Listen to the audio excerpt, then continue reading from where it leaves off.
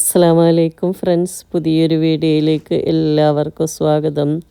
എല്ലാവർക്കും നല്ല സുഖമാണോ? നമുക്ക് നല്ല സുഖം, അൽഹംദുലില്ലാ.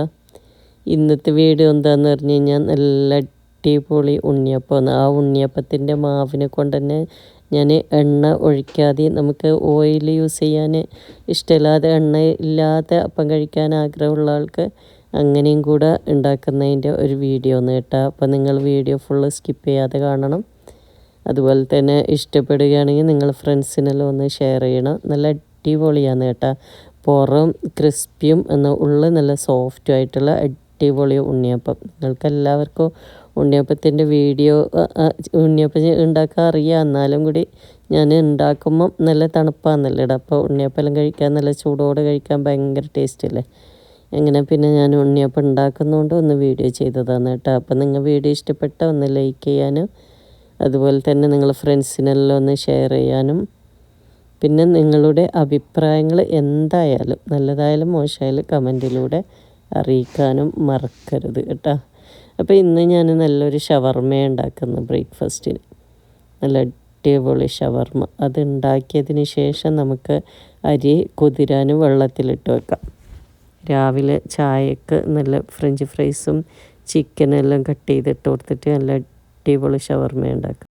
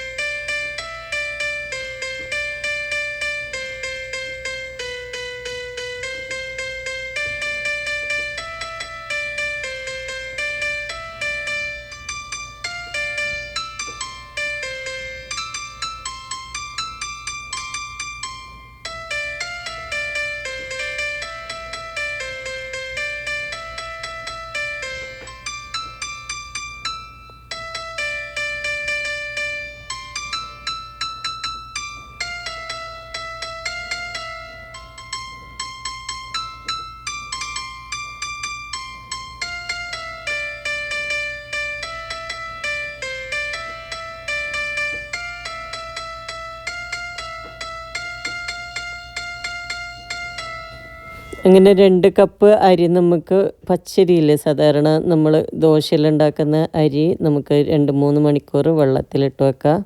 3-4 മണിക്കൂറിന് ശേഷം അത് നന്നായി കഴുകി വെള്ളം കളഞ്ഞ് നമുക്ക് അതിൽ ഉപ്പും, 2 കപ്പ് അരിക്ക് ഞാനിവിടെ 1/2 കപ്പ് തേങ്ങയാണ് എടുത്തിരിക്കുന്നത്.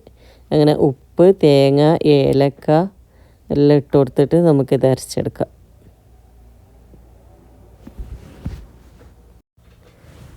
പിന്നെ 1/2 കപ്പ് തേങ്ങയും ഞാൻ ഒരു ടേബിൾ സ്പൂൺ ചോറും കൂടെ ചേർത്ത് കൊടുക്കുന്നുണ്ട് കേട്ടോ.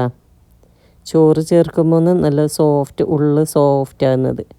അങ്ങനെ നമുക്ക് നല്ല കട്ടി തന്നെ അരച്ചെടുത്തതിന് ശേഷം ഞാൻ 2 കപ്പ് അരിക്ക് 3 പീസ് വെല്ലം നന്നായി മെൽറ്റ് ചെയ്ത് ചൂടോടെ തന്നെ അത് അരിച്ചെടുക്കുന്നുണ്ട്.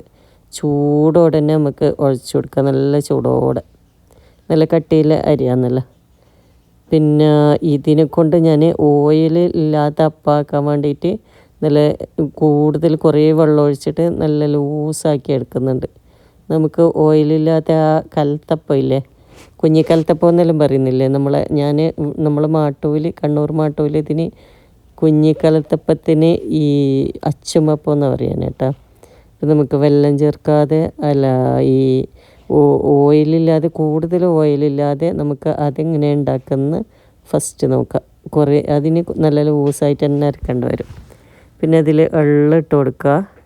പിന്നെ തേങ്ങാക്കൊത്ത് നമുക്ക് ഫ്രൈ ചെയ്തിട്ട് ഇട്ട് കൊടുക്കുക. ചെറിയ ചെറിയ പീസാക്കി കട്ട് ചെയ്തിട്ട് നന്നായി മൂപ്പിച്ചിട്ട് അതും കൂടെ ഒഴിച്ച് കൊടുക്കുക. എന്നിട്ട് ഇത് മിക്സ് ചെയ്യാം. മിക്സ് ചെയ്തതിന് ശേഷം നമുക്ക് ഇത് അടച്ച് വെക്കാം. ഒരു 5-10 മിനിറ്റ് അടച്ച് വെച്ചാൽ മതി. അടച്ചതിന് ശേഷം നമുക്ക് ഇതിൽ വെളിച്ചെണ്ണ ഒഴിച്ചിട്ട് ചെറിയ ഒരു 1/4 ടീസ്പൂണോ അങ്ങനെ ഒട്ടിപ്പിടിക്കാതിരിക്കാൻ വേണ്ടിയിട്ട് മാത്രം നമ്മൾ ഉണ്ണിയപ്പം ചുടുന്ന മാതിരി നമുക്ക് ഡീപ്പ് ഫ്രൈ ഒന്നും ചെയ്യേണ്ട. ഒന്ന് ജസ്റ്റ് ഒന്ന് കുറച്ച് ഓയിൽ തടവിയിട്ട് ഇതുപോലെ ഒഴിച്ചിട്ട് നമുക്ക് അടച്ച് വെച്ചിട്ട് ഇത് വേവിച്ചെടുക്കുക. അടിപൊളിയാണ്. ഓയിലിൻ്റെ ഉണ്ണിയപ്പത്തിൻ്റെ ടേസ്റ്റ് ആണെങ്കിലും കൂടെ നമുക്ക് അധികം എണ്ണ വേണ്ടാത്താക്കലും ഇങ്ങനെ ആക്കി എടുക്കുക കേട്ടോ. പിന്നെ ഞാൻ ഒരാൾക്ക് കൊടുക്കണം, ഇത് കഴിച്ചിട്ട് ഇഷ്ടപ്പെട്ട ഒരാളുണ്ട്, എൻ്റെ ഒരു ബന്ധു, അവർക്ക് കൊടുക്കാൻ വേണ്ടിയിട്ടാണ് ഞാൻ ഉണ്ണിയപ്പം മെയിനായിട്ട് ഉണ്ടാക്കുന്നത്. അതുകൊണ്ടാണ് ഉണ്ണിയപ്പാക്കുന്നത്. അല്ലെങ്കിൽ ഫുള്ള് നമുക്ക് ഇങ്ങനെ ആക്കിയിട്ട് എടുത്താൽ മതി. നമ്മളെ ഈ കുഞ്ഞിക്കലത്തപ്പയിലേക്ക് നമ്മൾ കണ്ണൂർ അച്ചമപ്പം എന്നാണ് പറയുന്നത്, അത് വെള്ളം ചേർത്തിട്ട് ആക്കുന്ന പോലെ. പിന്നെ നമ്മൾ കട്ടിയിൽ അരച്ചിട്ട് ഉണ്ണിയപ്പത്തിൻ്റെ പോലെ തന്നെയുള്ള മാവ് നമുക്ക് ഉണ്ണിയപ്പം ചുട്ടെടുക്കാം. ഇങ്ങനെ കോരി ഒഴിച്ച് ഒരു ഭാഗം ഫ്രൈ ആയി കഴിഞ്ഞാൽ നമുക്ക് തിരിച്ചു മറിച്ചിട്ട് നമ്മൾ ഗോൾഡൻ ബ്രൗൺ കളറാകുന്നത് വരെ നമുക്ക് ഫ്രൈ ചെയ്തെടുക്കാം. നമ്മൾ അടിപൊളി ഉണ്ണിയപ്പം ഇവിടെ റെഡി ആവുന്നുണ്ട്. അപ്പോൾ നിങ്ങൾ ഇങ്ങനെയെല്ലാം ഉണ്ടാക്കുന്നുണ്ടെങ്കിൽ ഒന്നിങ്ങനെ ഉണ്ടാക്കിയിട്ട് അഭിപ്രായങ്ങൾ കമൻറ്റിലൂടെ അറിയിക്കണം. വീഡിയോ ഇഷ്ടപ്പെട്ടാൽ ലൈക്ക് ചെയ്യാനും ഷെയർ ചെയ്യാനും മറക്കരുത്. ഇനി ഇതുപോലെ നല്ലൊരു വീഡിയോ ആയിട്ട് വരുന്നത് വരെ bye. Thank you for watching.